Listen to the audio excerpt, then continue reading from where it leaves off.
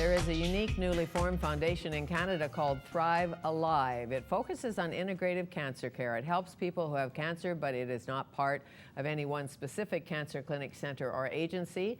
Dr. Walter Lemmo is a naturopathic physician oncologist. Stephanie Klaus is his partner in life and in business. It is my pleasure to welcome Dr. Walter Lemmo and Stephanie Klaus back to Studio 4 to tell us more. Thank you. Well, congratulations, I think. Are we married, engaged, or going there? Well, we're engaged. We're engaged. Yes. Well, that's a start. Yes. One of the things that we did is that the foundation was launched on April 27th on a Wednesday. And this is something that we've been working on for about over a year. It's kind of like our little baby. Mm-hmm. And we are, I guess, living together, and people were asking, well, where's that ring, or what's going on with you two, and blah, blah, blah. Mm-hmm. And then I was kind of sitting back and thinking, what would be a really special kind of place and time to kind of propose. And so at the launch of the event, she got a nice surprise. Yeah, I was shocked, that was for sure. So you didn't suspect? No. No, not at all. Well, not at all. how romantic. Yes. That's awesome. Yes. As I said to Neil earlier, whenever anybody who has cancer leaves the doctor's office with good news, that's awesome. Yes. More than awesome, you know. So the nugget of this idea, Thrive Alive, was there a need how did it begin? Yeah. Well, this is how it really began, is that, so as you know, all I do is specialize in cancer care, working in the trenches. And Steffi was actually involved with fundraising and cancer care as well. And so this began in 2009 in November, December. And wave after wave of patients were saying, like, where do we go to kind of get support for treatment? Where do we go to help out people? Because this field of integrative medicine, a lot of things are not covered by the government. So it's not the standard core thing sometimes. So like, say someone is doing like, I don't know, intravenous vitamin C for cancer care and it's really helping them, or mistletoe. Or Mistletoe? Yeah, kissing under mistletoe tree. Yeah. Really? No, I read about this in your information. Mistletoe injections? Yeah, what people don't realize about mistletoe, say if we were in Germany right now, patients would be covered by the government with it. That's how big it is over there. Okay.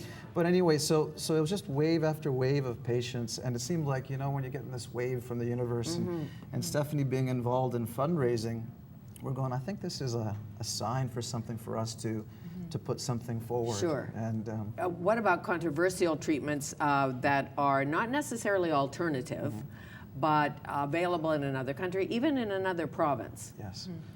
Well, in another province, definitely, because our mandate is Canada-wide. In another country, no, because we want to support treatments that are actually done in Canada. Right.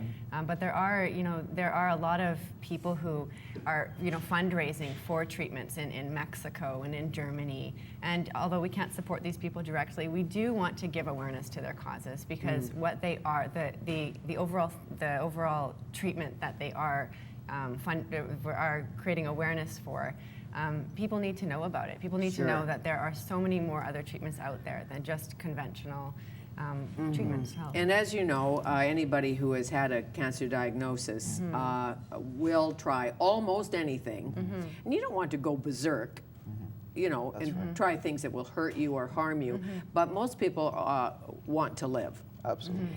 Long, strong, forever. Yeah. I know we're not going to do that, but you're so willing to do whatever it takes.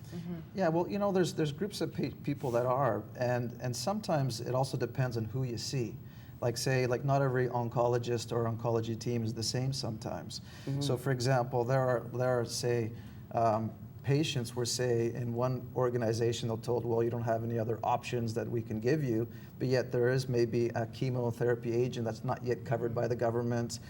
It's a bit new, or maybe it's available in another province, and so all of a sudden they got this price tag of, say, $6,000 or $10,000 a month for a chemotherapy medicine. And so, that's not right sometimes when your life is on the line too, where there's a potential option that, could help you.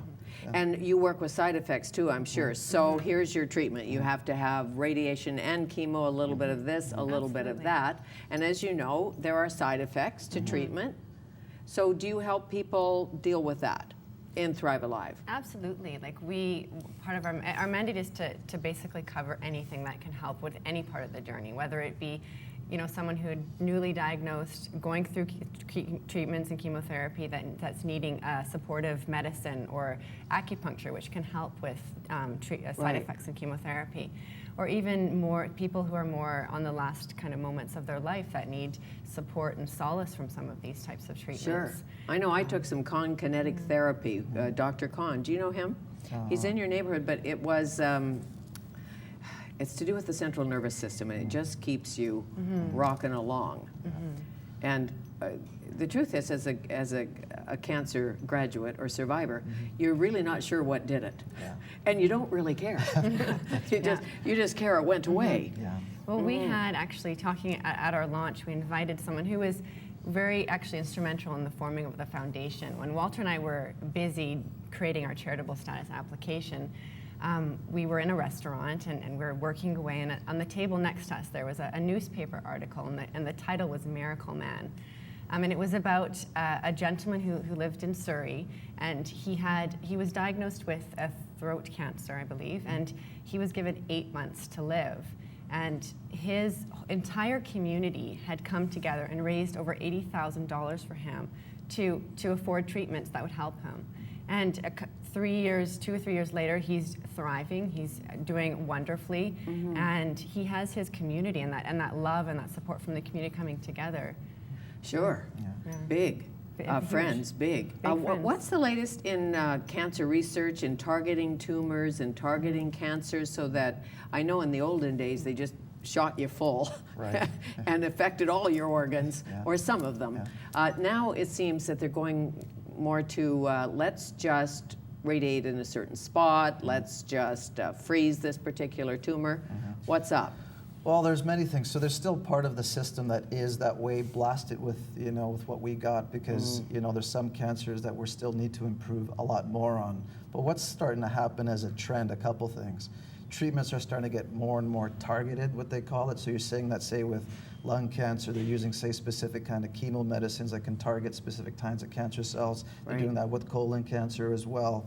But what's also, what's happening too, is that this is what I find interesting. There's also a shift on not just focusing on the cancer cell itself, but the area around it too. So that's why you're seeing these days talking about, like, when you support the rest of the body, calming down inflammatory states of the rest of the body. Too much, say, insulin might be a factor for groups of cancers. That's what's a shift is happening too. Oh, really? Yeah. So what you eat, how you exercise.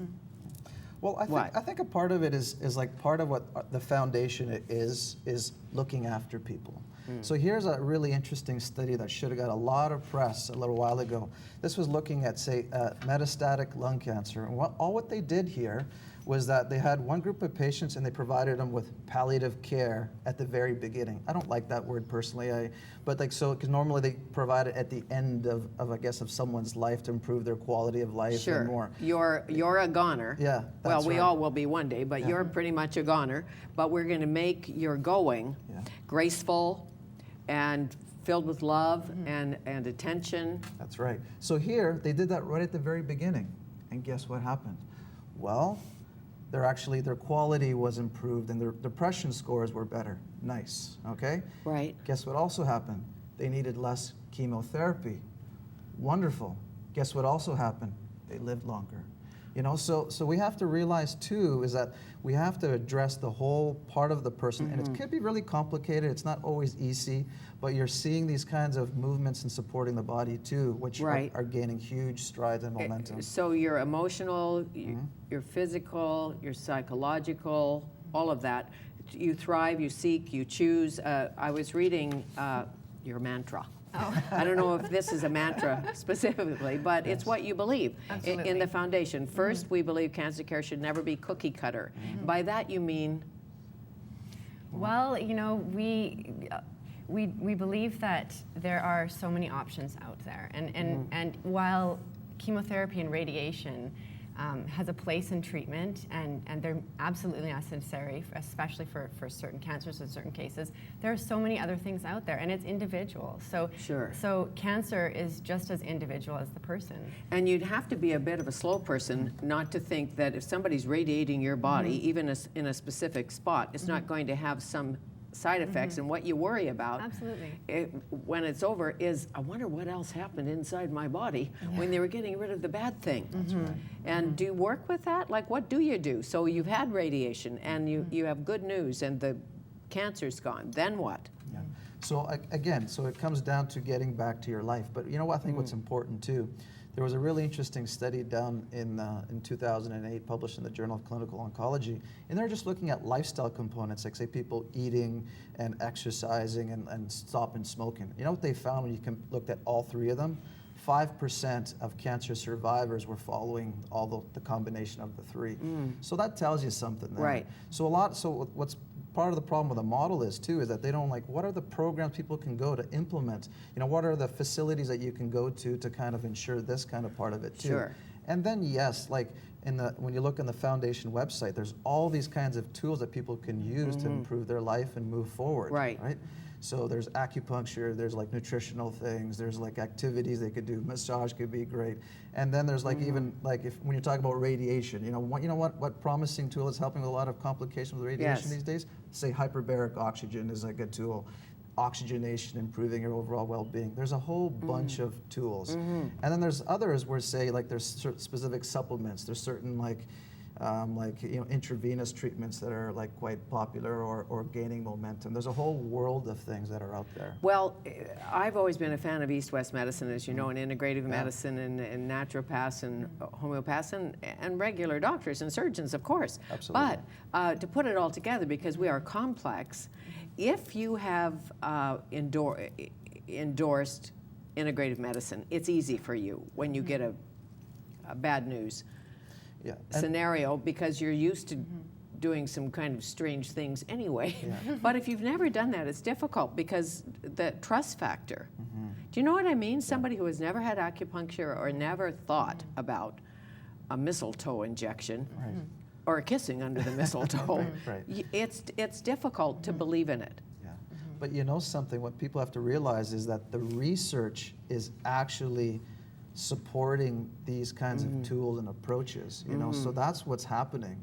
We also have to keep that in mind as well. Yes. And so part of what we want to do, what our mandate is like, let's give people an opportunity to try, just to see. Sure. You know, and in Europe, if you look at some of the models, and I know you do, they have in their hospitals things like cold saunas. For inflammation. You go, well. And vitamin injections. Vitamin are injections. A standard part of care in Russia and Germany. And so